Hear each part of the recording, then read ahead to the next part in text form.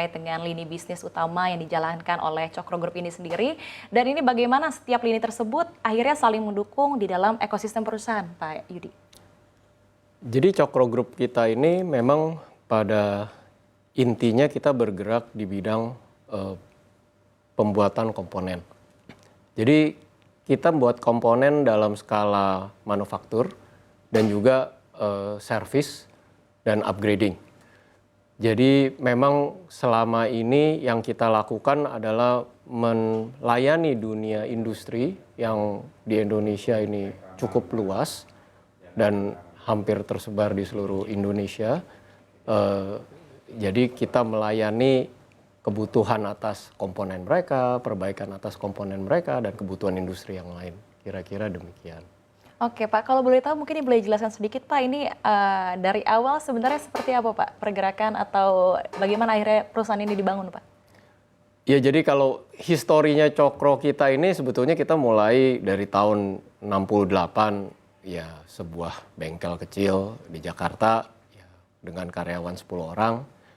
Ya tapi dengan berkembangnya industri belakangan ya memang kita mengarah ya. Pertama memang kita mengekspansi menjadi beberapa bengkel di beberapa daerah karena waktu itu awal-awal masih terfokus di Pulau Jawa, memang di Semarang, Surabaya.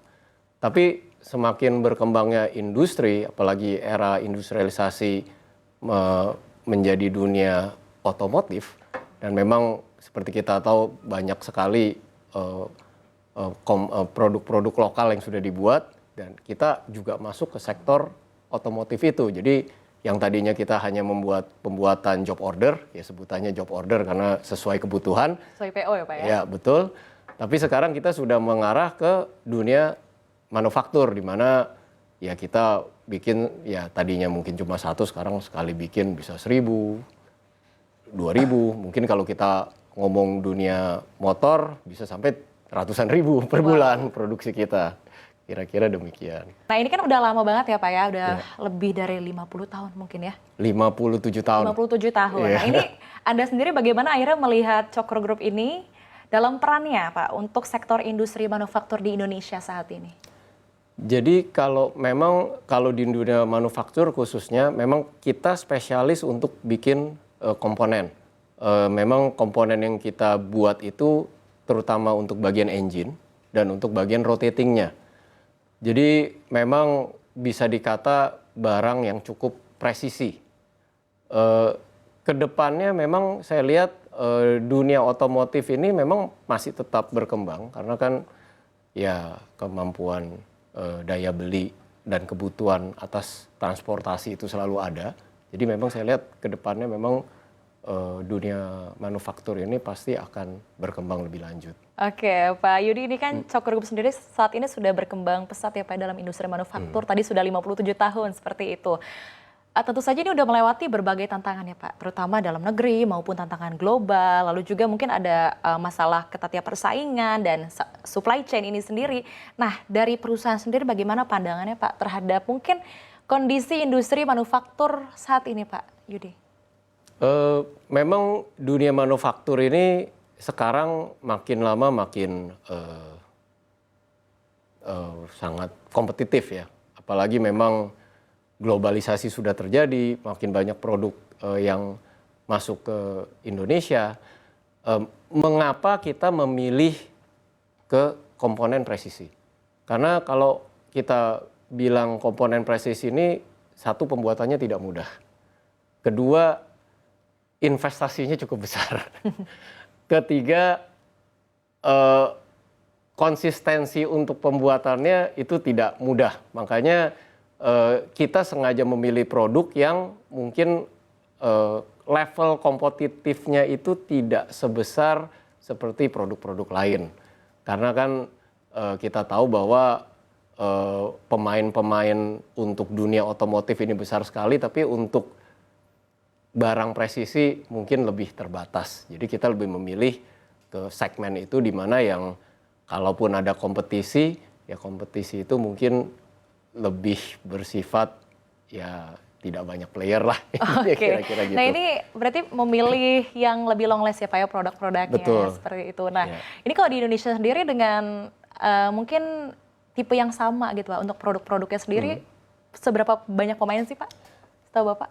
Jadi kalau seperti contoh yang tadi saya sebutkan, crankshaft. Crankshaft ini memang kalau ya seperti salah satu customer saya dua roda, ya yang buat barang ini ya selain kita ya OI itu sendiri. Nah, Jadi bisa dikata ya kita ya satu-satunya non OI itu yang buatnya.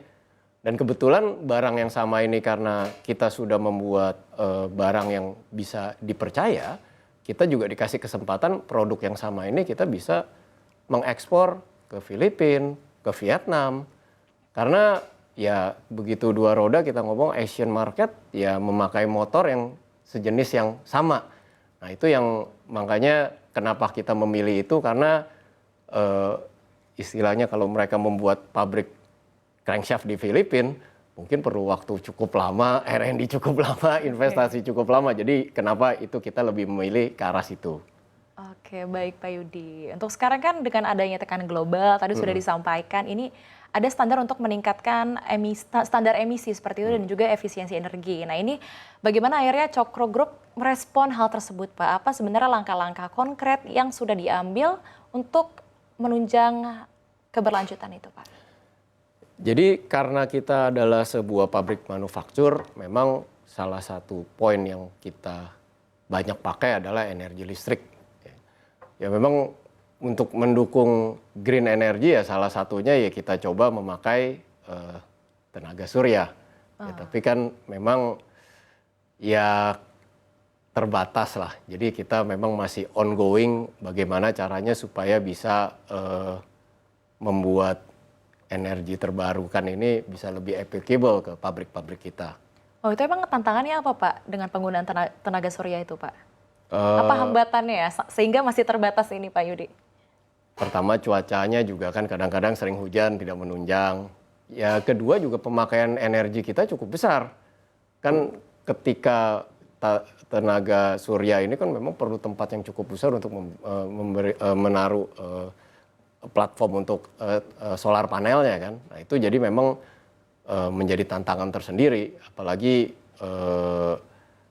dengan space yang terbatas tidak mungkin kita menggunakan semuanya dari energi terbarukan. Oke, tapi kalau untuk penggunaan tenaga surya itu sendiri Pak di perusahaan untuk operasional sendiri udah berapa persen sih Pak? Belum besar. Mungkin sekarang hanya cukup untuk office. Office. Ya, kalau untuk produksi karena kita juga masih worried konsistensinya ya. Karena kan kalau mendung powernya nggak kurang, jadi ya masih kita pakai yang untuk level. Oke, berarti hambatannya cuaca yang Ya, mencelak-mencelak gitu Pak ya? Memang kira-kira. cuacanya tidak menentu lagi gitu. Betul. Oke.